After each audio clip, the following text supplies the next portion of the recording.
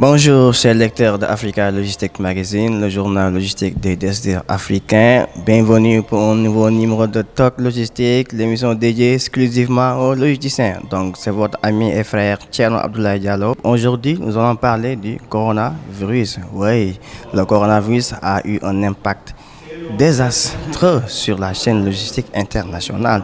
Aujourd'hui, tout le monde est en train de ressentir cela. Les entreprises logistiques sont vraiment à l'arrêt.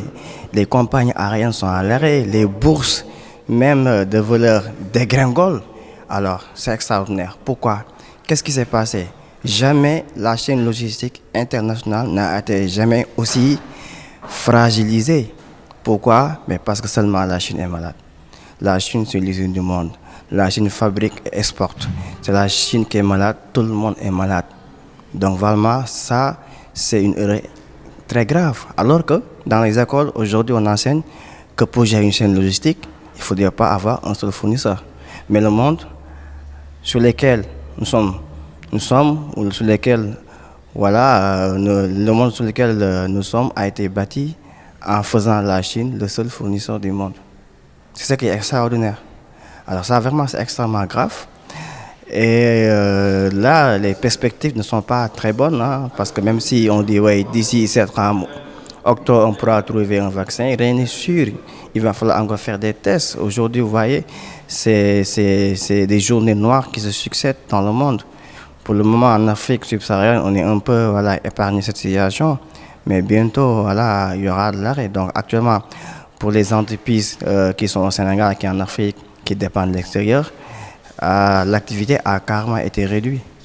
Et j'ai peur que pour ces entreprises-là, d'ici, est-ce qu'elles pourront même être capables de payer leur salaire? Je ne crois pas. Donc actuellement, il faut qu'on change de stratégie. Il faut qu'on revoie les prévisions commerciales parce que les perspectives vraiment ne sont pas très bonnes. Néanmoins, il y a encore de l'espoir. Ce n'est pas encore la fin du monde. Le monde a vécu des moments plus difficiles que ça. Il y a eu la peste, il y a eu la Première Guerre mondiale, la Seconde Guerre mondiale. Donc, même si le coronavirus est actuellement une mauvaise situation, mais ça peut être aussi une opportunité pour certains. Si le monde dans lequel nous sommes a été bâti en faisant la Chine l'usine du monde, pourquoi pas aujourd'hui l'Afrique ne pourrait pas jouer un autre rôle? L'Afrique pourrait être la deuxième usine du monde. Regardez le continent. Il est au centre du monde, il est à distance de tous les autres continents. C'est le continent qui n'est pas encore développé, c'est le continent qui a plus de ressources naturelles, le plus riche, c'est le continent qui est l'avenir du monde. Donc aujourd'hui, je pense que l'Afrique doit jouer ce rôle-là. Aujourd'hui, les matières premières, les produits sous-sol qu'on exporte à l'extérieur, pourquoi pas les prendre et les transformer et construire des usines ici qui vont pouvoir exporter ailleurs? C'est possible, c'est possible. On a tout ce qu'il faut. On a le soleil, on a les matières premières. Il faut juste qu'on ait des dirigeants forts, puissants, qui peuvent prendre des décisions fortes. Oui, on a toujours dit, oui, l'Afrique est tout le temps, disons, contrôlée, gérée par l'extérieur. Oui, ça peut être vrai, ou c'est vrai même.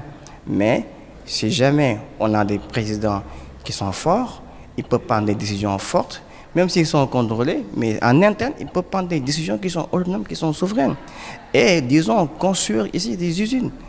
On a aujourd'hui, les Africains, il y a pas mal d'Africains qui ont de l'expertise dans tous les domaines. On peut faire appel à eux. Parce que l'avenir, le monde est en train de changer. Donc ça, c'est en train de tourner. La boule est de notre côté. Il faut qu'on en profite. Et qu'on l'utilise. Et je pense qu'il est possible aujourd'hui de faire de l'Afrique la deuxième usine du monde. Et si on le fait, au moins on pourra éviter ce genre de situation. Si demain il y a un autre coronavirus qui arrive, on n'aura pas, disons, le même impact et disons les mêmes conséquences néfastes. Et voilà, ça que je voulais partager aujourd'hui avec vous. Donc je remercie tous les gens, tous les internautes, tous nos lecteurs qui chaque jour visitent notre site ou regardent nos vidéos. Donc je vous donne rendez-vous pour notre numéro de Talk Logistique. Inch'Allah.